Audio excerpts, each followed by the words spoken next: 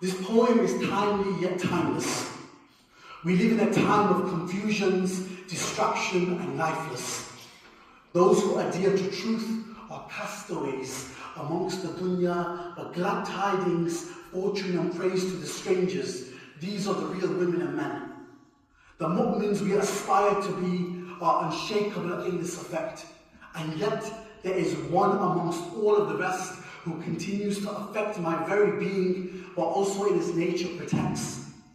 Ba'zu al-Shahab, Mahbub al-Subhani, through you to Allah I am affirmed with hope.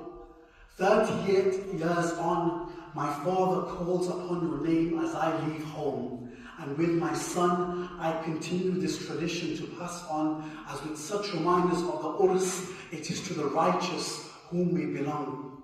He is the falcon of Allah, and he requires absolutely no introduction, but in 11 I will try to explain.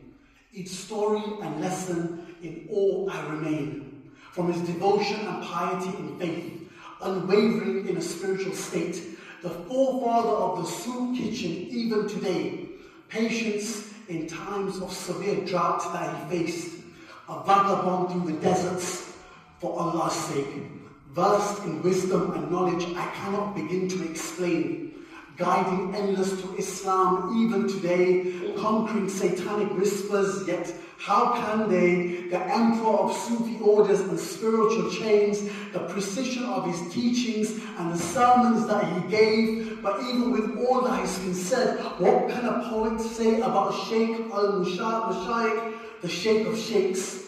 So let me quote to you and say, while in a spiritual condition of ecstasy, seeing his excellence, words without control were recited by me. I have been informed of a great saint, a Sufi, born towards the end of the 5th century. His name, Abdul Qadir, his title, Muhyiddin, and he will be born in Jilan to reside in Baghdad Sharif. And one day, upon the command of Allah, he will speak, my foot is upon the neck of all the walis. And this was an example of a declaration and prophecy made 200 years ago by prominent sheikhs and Sufis, this specific one, Junaid al-Baghdadi. And that came to be. I mean, we all know his notable story. He set off on his journey to seek, and surely was already living the path of a Sufi, even when confronted by thieves. With truth in his mind, from his mother's advice he speaks, I have 40 gold coins sewed into my sleeve. Do you think he was stressed? In Allah's remembrance do hearts find rest. And I confess the truth shall set you free. Surah Yunus 10:62. I quote to you and read, verily the friends of Allah neither worry nor grieve. Do not call them dead. They are truly living. Look at Azam Dastagir. He is Haqq. And the crown of the Gnostics devoted to As-Sadiq al-Amin. Such love for the Habib that we cannot even attempt to perceive. I mean, it was his neck used to mount the Burak, and in that same place he was born with that mark. Known as proof of love, he is Sultan al-Awliya, the 11th descendant from the beloved of the Adnani progeny. Calling upon your titles of many that I cannot complete, but I speak, reviver of Islam, the Sufi master Muhyiddin, the rose of Baghdad, king of walis, servant of the all-powerful, the lamp of the people of devotion and purity. I am dumbfounded by your majestic order, Shaykh Abdul Qadir Jilani. And as I speak, it is as if I have sparked the sun itself within this world full of shadows. Stories and lessons that hit my heart like I've been struck with a tahajjud arrow. But to truly connect first, I must only speak the truth. Follow divine will and subdue the ego. Align your words with your actions. Move forward with sincerity, following the actions that you mastered from your grandfather. You are Al-Hassani wal-Husseini.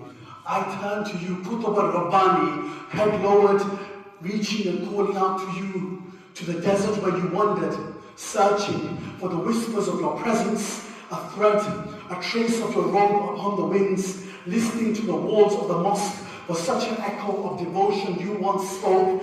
In this seeking, there is already fana. Taking 11 steps with your 11 names, yearning for my ghost, all in the hope for you to cast your glance soften what's within, destroy the ego, grant me attachment to all that connects to you, asking your tawassul to Al-Qadir himself. I ask you, Taj al-Arifin, like your hands upon your murids, as with the manna of the sky upon the earth. I have no worth, yet I yearn. Your doors are open for all those who are in need, for the ones who lived in the street, for those who had nothing to eat, for those who call your wasila upon distress and difficulty, and the karamat at your hands. I cannot begin to speak, but the greatest is for the king to answer the wasila of the likes of me when I say Madad ya Ghaus Al Azam Dastagir, and I end this on our 11th verse. To you I proclaim, if a frail, weak dog could kill a lion due to his connection to you, Ya Shaykh, let our hearts be linked to you for our sake. You wandered the desert for 25 years, let our beings wander towards your golden gates. You fed all who arrived at your door. We yearn for spiritual nourishment and more. You answered individual secret thoughts of attendees in your assemblies. So I ask, hear your pleading of our hearts. Ya Shaykh Abdul Qadir Jilani, Shaykh Abdul Qadir wal Madad ya Jilani, wa Zallahu Abu Salih ya Sahib al Burhani.